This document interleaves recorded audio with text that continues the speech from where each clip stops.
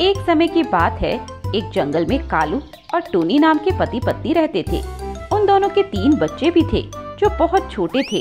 कालू एक बढ़ई था और बहुत सुंदर सुंदर लकड़ी के फर्नीचर बनाता था। उसी जंगल में एक गौरी नाम की अमीर और लालची जादूगरनी कौवन भी रहती थी, जिसको सुंदर सुंदर बेड पर लेटने का बहुत शौक था। एक दिन गौरी कौवन का बेड टूट जाता है। ओ मेरे नौकरों, ये बताओ इस जंगल में सबसे अच्छे बेड कौन बनाता है? जादूगरनी जी, इस जंगल में कालू नाम का कौवा है।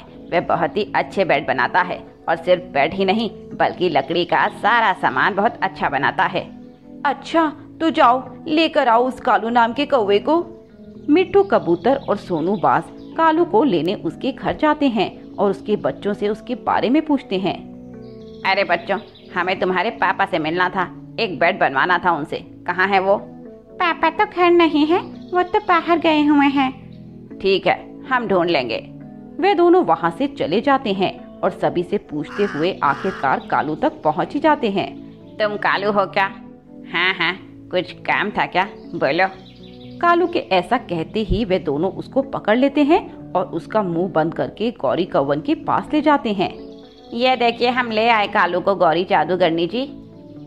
शाबाश मेरे नौकरों, ये लो तुम्हारा इनाम। शुक्रिया गौरी कौवन जी।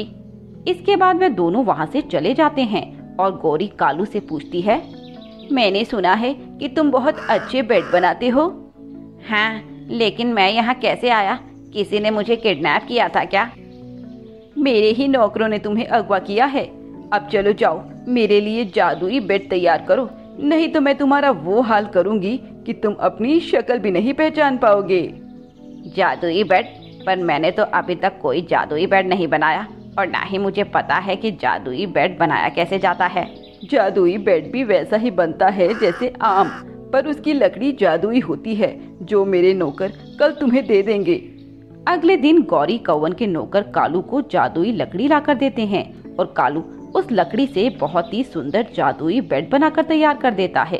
उस बेड को देखकर गौरी कौवन बहुत खुश हो जाती है। अरे वाह वाह कालू, तूने तो कमाल कर दिया। यह बेड तो बहुत ही सुंदर और अच्छा है। ऐसा बेड मैंने आज तक नहीं देखा। गौरी जी, आपको आपका बेड तैयार हो गया है। क्या अब मैं जा सकता हूँ? मेरी बीवी बच्चे मेरे लिए परेशान हो रहे होंगे। नहीं नहीं, बिल्कुल नहीं, अब तू कहीं नहीं जा सकता। अब तू यहीं रहेगा हमेशा हमेशा के लिए। भला मैं ऐसे कौवे को कैसे जाने दे सकती हूँ जो इतना शानदार फर्नीचर बनाता हो। कालू कौवा वहाँ से भागने की कोशिश करता है, पर चाहकर भी भाग नहीं पाता। गौरी के आदमी उसे पकड़कर कैद कर लेते हैं और उधर 4 दिन ऐसे ही बीत जाने पर टूनी बहुत परेशान हो जाती है। पता नहीं ये कहाँ चले गए, फोन भी नहीं लग रहा और किसी को कुछ पता नहीं। अब मुझे बाहर जाकर देखना होगा।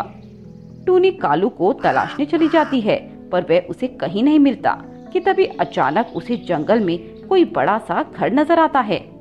ये घर तो मैंने पहले कभी नहीं देखा, लगता है इसी में कोई सुराग मिलेगा। टूनी छुपते छुपाते घर के अंदर पहुंच जाती है और कालू को ढूंढ लेती है। कालू उसे सारी बात बता देता है। आप क्या कह रहे हैं? ये बेड जादुई है? अरे फिर तो ये आपकी बात जरूर सुनेगा, क्योंकि आपने इसे बनाया है। सुनो मेरे जादुई बेड, हमें यहाँ से बचाकर हमें हमारे घर छोड़ दो। जो हुकुम मेरे मालिक। ऐसा कहकर वह बेड उन दोनों को बिठाकर हवा में उड़ते हुए घर की तरफ ले जाता है कि तभी रास्ते में उन्हें गौरी देख लेती है। रुक जाओ कालू कौवे, मैं तुम्हें अपने जादू से जला दूंगी। इससे पहले गौरी उन्हें जलाती, वे जादुई बेड गौरी को जला देता है और उसके बाद टूनी और गौरी को उसके घर छोड़ देता है। कालू, तुम मेरे जन्मदाता हो, मैं तुम्हारे साथ ही रहना चाहता हूँ। ठीक है, तुम रह सकते हो। कालू और टूनी उसे अपने साथ रख लेते हैं और वह जादुई बेड उन दोनों की जिंदगी बहुत आसान कर देता है। उनकी हर जरूरत उनके कहने से पहले ही पूरी कर देता है। कालू के पास अब सब कुछ था, अच्छा महंगा बंगला, महंगी गाड़ियाँ और खूबसूरत फर्नीचर और सब कुछ। रामपुर के गांव में टूनी नाम की चिड़िया अपनी माँ के साथ रहती थी। टूनी की माँ बहुत ही बूढ़ी थी और उससे अब चला फिरा भी नहीं जाता था, इसीलिए घर का सारा काम टूनी ही किया करती थी। एक दिन टूनी की मामी दिल्ली शहर से आती है। अरे टूनी, कैसी है मेरी बेटी? अरे बड़ी कमजोर हो गई, कुछ खाया पिया कर। मामी जी खाती तो हूँ, बस लगता ही नहीं। चलिए आप बैठिए, मैं आपके लिए कुछ पीने को लाती हूँ। टूनी अपनी मामी के लिए नींबू पानी बनाकर लाती है। टूनी की मामी टूनी की माँ चुन्नू से कहती है, भाभी मैं टूनी के लिए एक बड़ा ही अच्छा रिश्ता लेकर आई हूँ। लड़का बहुत ही अमीर है, घर में नौकर चाकर सब कुछ है और दिल्ली में रहता है। किसी चीज की कोई कमी नहीं है, सब कुछ है उनके पास। हमारी सीधी साधी टूनी पसंद आएगी उन्हें। वो कहाँ शहर में रहने वाले और हम यहाँ गांव के गवार। आएगी, अरे भाभी आएगी। मैंने कल उसकी माँ को टूनी की फोटो दिखाई थी और बस उसकी माँ को हमारी टूनी एकदम पसंद आ गई और वह टूनी से जल्दी मिलकर अपने घर की बहू बनाना चाहते हैं। उन्हें हम दहेज नहीं दे पाएंगे, यह बात तुमने उन्हें बता दी है ना? हाँ भाभी सब बता दिया है, तुम चिंता मत करो। चुनमुन अपनी बेटी टूनी की शादी कालू कौवे से करवा देती है और टूनी खुशी खुशी अपने ससुराल चली जाती है। वहाँ जाकर पहले ही दिन उसकी ननद और सास नौकरानी को काम से निकाल देती हैं। अरे निकल निकल मेरे घर से, वैसे भी किसे तेरी जरूरत है? तू क्या सोचती है कि दिल्ली में नौकरों की कमी है? लाख नौकर भरे पड़े हैं, तू जैसी चोरनी नहीं चाहिए हमें। हाँ तो जाती हूँ, ज्यादा धौंस किसको देती हो?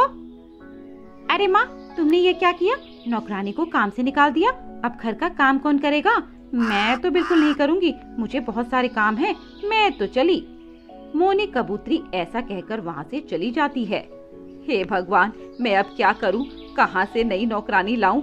एक तो शादी का घर है और बहुत काम पड़े हैं। अरे मुनमुन, मुझे एक कप ब्लैक टी दे दो। तुम्हें तो जब देखो चाय पीने की पड़ी रहती है। पता भी है एक बर्तन नहीं धुला हुआ जिसमें तुम्हारी चाय बना दूं। ढेरों बर्तन पड़े हैं रसोई में और मेरे पैरों में दर्द हो रहा है। हाय राम, क्या करूं अब मैं? तभी टूनी रसोई में जाती है और जूठे बर्तन धोने लगती है। अरे बहू, तू क्या कर रही है? चल हट, अभी तो तेरे हाथों की मेहंदी भी नहीं हटी। माँ जी, आपके पैरों में पहले से ही बहुत दर्द हो रहा है, आप रहने दीजिए, मैं सब कर लूंगी। आप चलिए आराम कीजिए। अरे बहू, तू भी क्या सोचेगी कि पहले ही दिन तुझे घर के जूठे बर्तन साफ करने पड़ गए? नहीं नहीं, तू रहने दे, मैं कर लूंगी। नहीं माँ जी, मेरे रहते आप ये काम करेंगी? नहीं नहीं, बिल्कुल भी नहीं। ठीक है बहू, जैसी तेरी मर्जी। ऐसा कहकर टूनी की सास वहाँ से चली जाती है। टूनी की ननद तो कॉलेज के बहाने घर से निकल जाती थी और टूनी की सास नौकरानी ना मिलने का बहाना बनाकर टूनी से काम करने को कहती और टूनी क्योंकि बहुत ही अच्छी चिड़िया थी, घर का सारा काम कर लेती थी और अपनी सास को हाथ भी नहीं लगाने देती थी। अरे माँ, तुम तो बहुत ही सही बहू ढूंढ कर लाई हो। बेचारी गरीब घर की है, इसीलिए चुपचाप घर का सारा काम कर लेती है। पैसों वाले घर की चिड़िया होती तो हमें अपने इशारों पर नचाती और तुम और मैं बस बर्तन घिसते रह जाते। हाँ बेटी, मैं जानती हूँ, तभी तो मैंने टूनी की मामी से तुरंत शादी के लिए हाँ कर दिया था। मुझे पता था कि सीधे घर की लड़कियाँ बहुत अच्छी बहू बनती हैं, इसीलिए मैंने उसे घर की नौकरानी बना दिया और घर की नौकरानी को निकाल दिया ताकि घर का सारा काम टूनी करे और हम ऐश करें।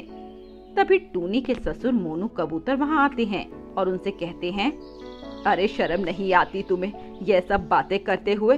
तुम्हें टूनी का शुक्रगुजार होना चाहिए कि तुम्हें इतनी अच्छी बहू मिली जो तुम्हें घर का एक काम नहीं करने देती और तुम्हारी कितनी सेवा करती है। ऐसे ही दिन बीत रहे थे। टूनी ने अब सारे घर की जिम्मेदारी अपने कंधों पर ले ली थी। वे घर का सारा काम करती और सबका बहुत ध्यान रखती। एक दिन कालू बहुत ही उदास होकर घर आता है। अरे कालू बेटे, क्या हुआ? सब ठीक तो है ना? आज तू इतनी जल्दी ऑफिस से कैसे आ गया? पिताजी, मुझे कंपनी ने काम से निकाल दिया क्योंकि कंपनी घाटे पे चल रही थी। उन्होंने मेरे जैसे कई एम्प्लॉयज को काम से निकाला है। समझ नहीं आ रहा अब मैं क्या करूँगा।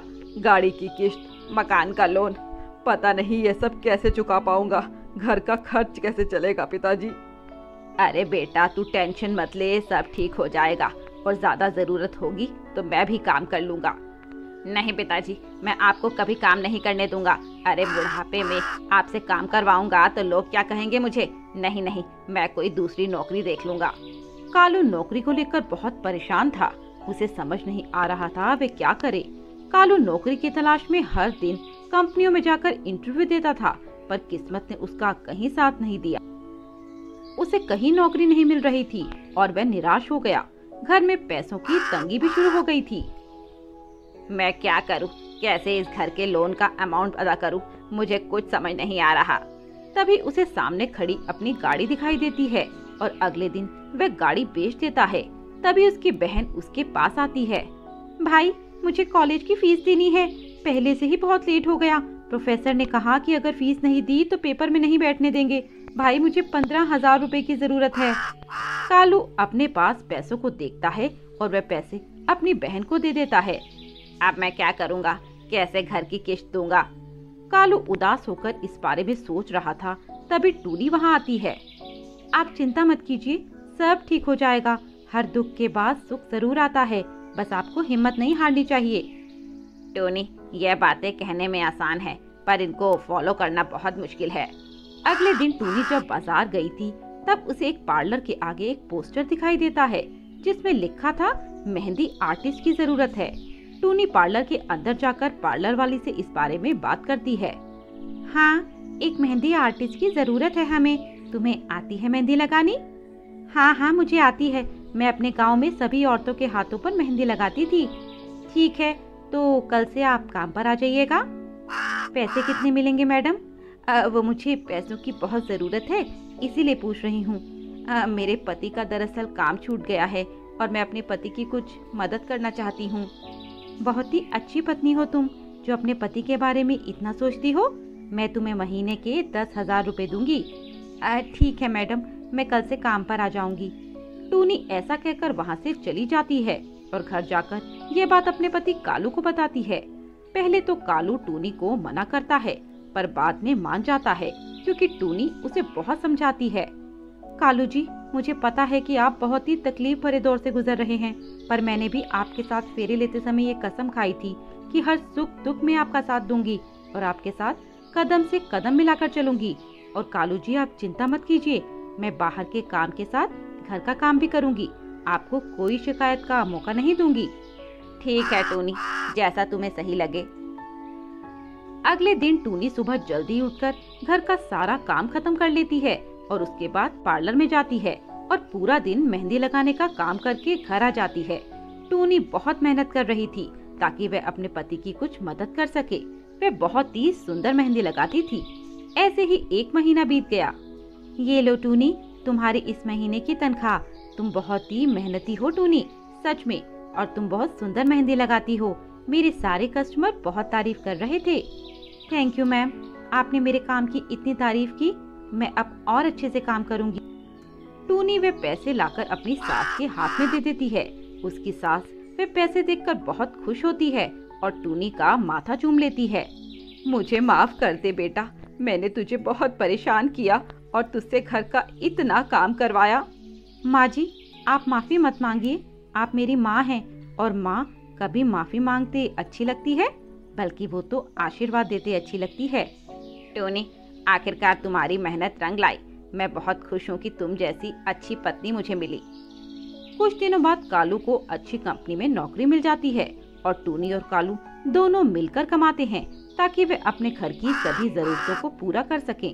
टूनी की सास और ननद अब वह दोनों भी टूनी को घर का एक काम नहीं करने देती थी और ऐसे ही सब मिलजुल कर एक साथ खुशी खुशी रहने लगते हैं।